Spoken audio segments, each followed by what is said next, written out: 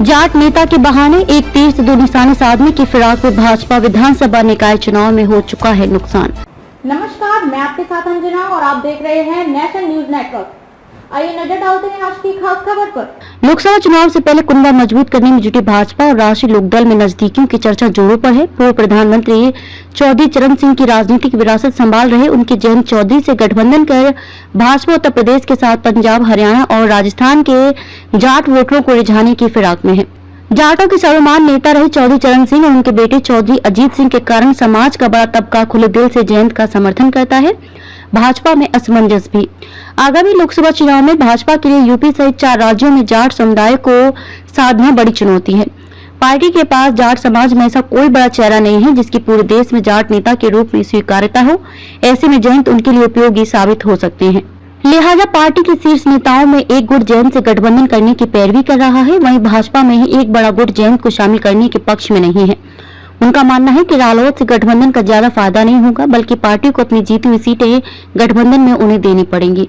पड़ोसी राज्यों में जाट वोट बना चुनौती। भाजपा ने राजस्थान में जाट समाज के सतीश पुनिया को प्रदेश अध्यक्ष के पद से हटाकर विधानसभा में उपनेता प्रतिपक्ष और बाद में राष्ट्रीय कार्यकारिणी की जगह दी है, लेकिन इससे जाट समुदाय संतुष्ट नहीं है। राजस्थान में आगामी नवंबर-दिसंबर में विधानसभा चुनाव भी है। राज्य में जाट वोट बैंक को साधना भाजपा के लिए बड़ी चुनौती है। पार्टी के कई राष्ट्रीय नेताओं का मानना है कि जयंत चौधरी के चेहरे से राजस्थान के जाट वोटों को जोड़ना आसान होगा। उधर हरियाणा में भी उप मुख्यमंत्री अजय चौटाला और भाजपा के बीच तनातनी चल रही है। ऐसे में भाजपा को वहां भी जाट समाज के बीच मजबूत चेहरे की आवश्यकता है। पंजाब के जाट सिखों को साधना भी चुनौती है। कृषि कानूनों का सबसे ज्यादा विरोध पंजाब और हरियाणा में ही था। निकाय चुनाव में हुआ आभास। निकाय चुनाव में भाजपा ने भले ही जाट बहुल मेरठ, मथुरा, मुरादाबाद नगर निगम महापौर चुनाव जीत लिया है, लेकिन मथुरा, शामली, मुजफ्फरनगर, बागपत, बिजनौर, अमरोहा और अलीगढ़ में जाट बहुल क्षेत्रों में नगर पालिका परिषद और नगर पंचायतों में भाजपा को करारी शिकस्त मिली है।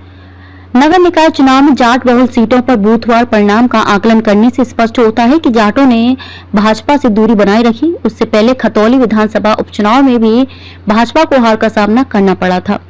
विधानसभा चुनाव में भी हुआ नुकसान। विधानसभा चुनाव 2022 में रालोद ने सपा के गठबंधन के साथ चुनाव लड़ा था। रालोद ने 8 सीटों पर जीत दर्ज की, वहीं पश्चिमी यूपी की जाट बहुल सीटों पर सपा को फायदा और भाजपा को नुकसान हुआ था।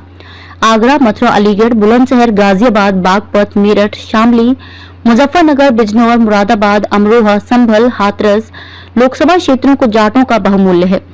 2019 लोकसभा चुनाव रालोद सपा बसपा के गठबंधन के चलते में संभल, बिजनौर, मुरादाबाद, अमरोहा में भाजपा को नुकसान हुआ था। मुजफ्फरनगर से भाजपा के संजीव बालियान मात्र 6526 वोट और बागपत से भाजपा डॉक्टर सत्यपाल सिंह 23502 से ही चुनाव जीते थे।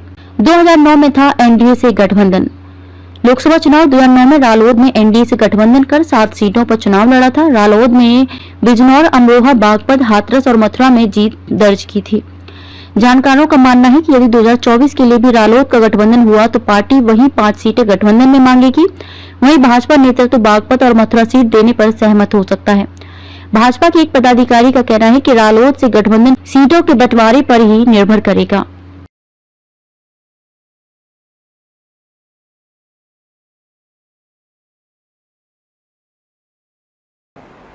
खबरों में अब तक के लिए बस इतना ही। फिर होगी आपसे मुलाकात ऐसी एक खास खबर के साथ। तब तक के लिए नमस्कार और देखते रहिए नेशनल न्यूज नेटवर्क।